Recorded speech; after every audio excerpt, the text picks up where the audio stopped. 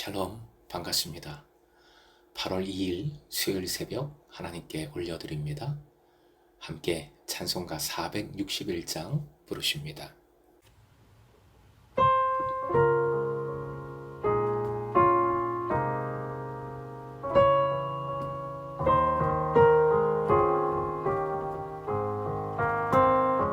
십자가를 질 수 있나 주가 물어보실 때 죽기까지 따르오리.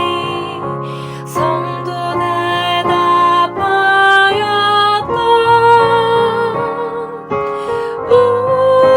우리의 심령 주의 것이니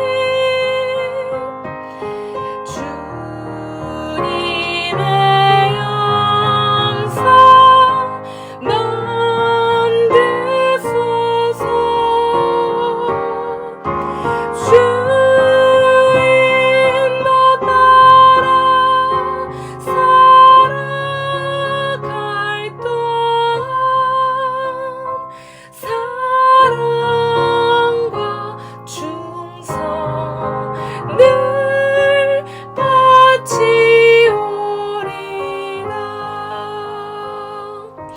아멘.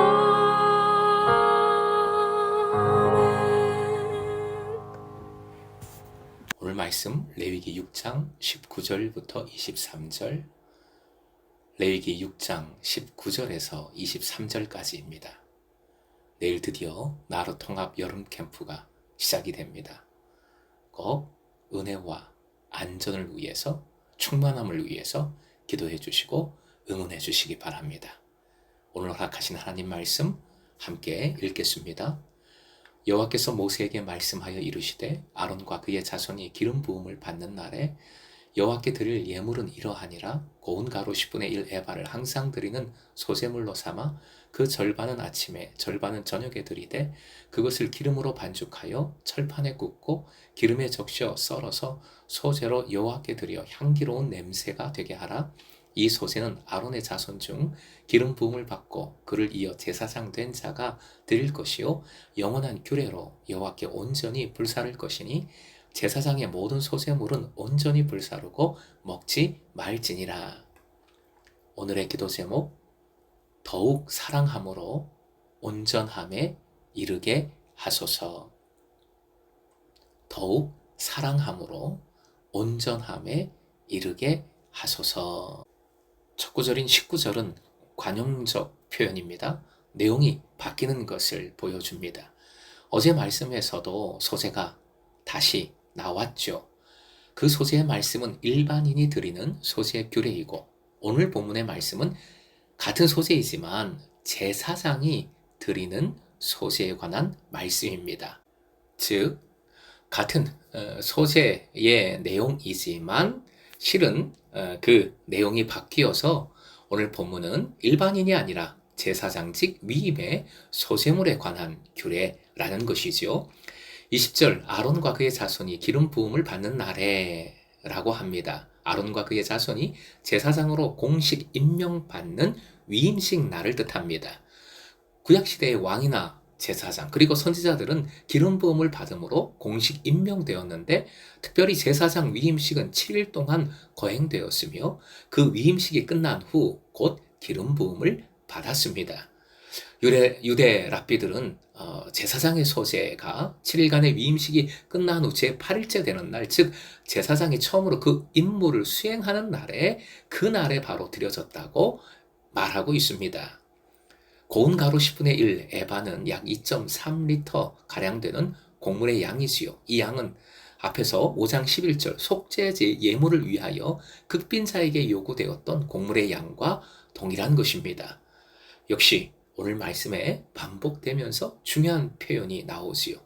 화면 보시고 함께 읽겠습니다. 항상 드리는 소제물. 원어로 타미드라는 것을 소개해 드렸지요. 끊이지 않는다 라는 뜻입니다. 하나님을 향한 예배, 헌신은 끊임이 없어야 함을 이 말씀을 통해서 확인을 했습니다. 그리고 항상 드리는 소제물로 삼으라 라는 것은 구체적인 제사의 절차로서 항상 드려지는 상번제에 부수되어 함께 드려지는 소제와 동일한 방식대로 드리라 라는 뜻이겠습니다.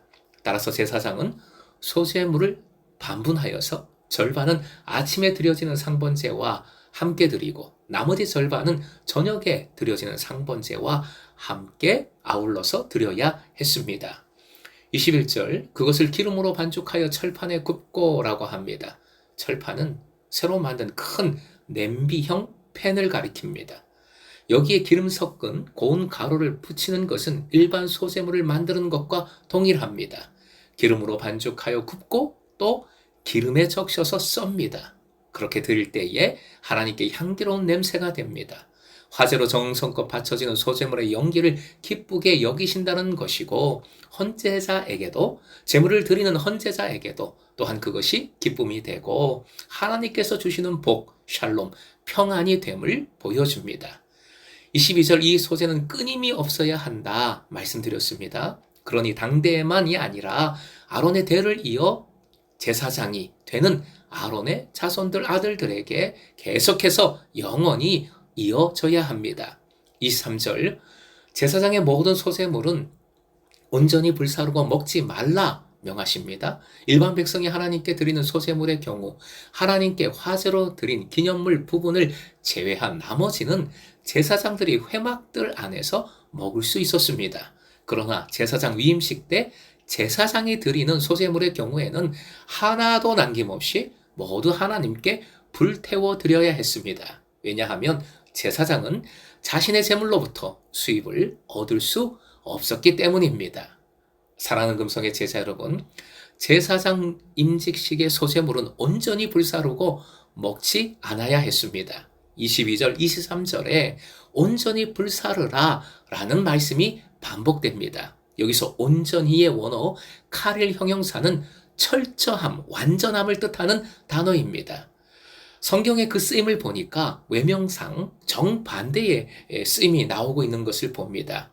두 가지 예를 들어 소개를 합니다. 먼저 시편 51편 19절 말씀인데요. 화면 보시고 함께 읽겠습니다. 그때에 주께서 의로운 제사와 번제와 온전한 번제를 기뻐하시리니 그때에 그들이 숫소를 주의 제단에 드리리이다. 온전한 번제를 기뻐하시리니 예배, 제사에 사용이 되었습니다. 본문과 그대로 연결되는 뜻으로서 하나님께서 받으신 합당한 예배를 의미합니다. 헌제제가 드리는 온전한 헌신의 예배를 의미하는 것이지요. 믿음으로 드리는 예배, 철저한 헌신인 것입니다. 또 하나의 쓰임새는 예배와 정반대인 우상과 연관이 되어서 성경에 나오고 있습니다. 이사야서 2장 18절인데요. 역시 함께요. 우상들은 온전히 없어질 것이며 우상들을 철저하게 파괴하라 명하신 말씀입니다. 이 온전히가 우상과 사용되었지만 결국 근본적인 뜻은 동일합니다. 하나님께 대한 철저함이죠. 모든 것이 다 철저함, 완전한 헌신을 의미하고 있습니다. 사랑하는 예배자 여러분, 사실 우리는 온전하기가 어렵지요. 솔직히 온전한가는 오히려 반대되는 삶을 살 때가 많습니다. 실수투성이입니다. 하나님 앞에서 너무 부족합니다. 그러기에 이 온전함의 영성이 중요합니다. 예수님께서도 온전함을 명하셨습니다. 마태복음 5장 48절 이렇게 명하셨지요. 함께 읽습니다. 그러므로 하늘에 계신 너희 아버지의 온전하심과 같이 너희도 온전하라. 그런데 이 명령을 하신 말씀의 맥락이 중요한데 이 마태복음 5장 48절의 맥락을 보면 사랑하라는 맥락 속에 이 명령을 하셨습니다. 결국 온전하라 명하신 것은 바리새인의 율법 준수와 같은 그런 열심이 절대 아닙니다. 형식적인 것이 절대 아닙니다. 인간적인 열심이 아닙니다. 사랑에 집중하는 것임을 주님께서는 깨우쳐 주시는 것입니다. 하나님 사랑을 붙들고 그 사랑 안에서 예수 그리스도를 통하여 허락해 주신 그 사랑을 붙들고 그 사랑 안에서 사랑하며 살아가라. 그 명령인 것이지요. 연결해서 골로새서 3장 14절 함께 읽습니다. 이 모든 것 위에 사랑을 더하라. 이는 온전하게 매는 띠니라. 물건을 싸고 줄을 꼭 묶어야 되지 않겠습니까? 신발을 신고 운동화 줄을 꼭 묶어야 되지 않겠습니까? 결국 사랑이 없으면 다 풀리는 것입니다. 온전할 수가 없습니다. 반대로 사랑에 집중할 때 우리는 온전함을 향해 옳고도 매우 성숙하게 되는 줄로 믿습니다. 오늘도 주님의 사랑을 꼭 붙드십시오. 예수 그리스도의 사랑 안에서 사랑하십시다. 여러분이 사랑을 받는 그 기쁨이 충만할 수 있기를 축복하고요. 하나님 사랑, 이웃 사랑, 사랑받고 사랑하여 더욱 온전한 청지기로 함께 세워지는 금성의 제자 되시길 주님의 이름으로 축원드립니다.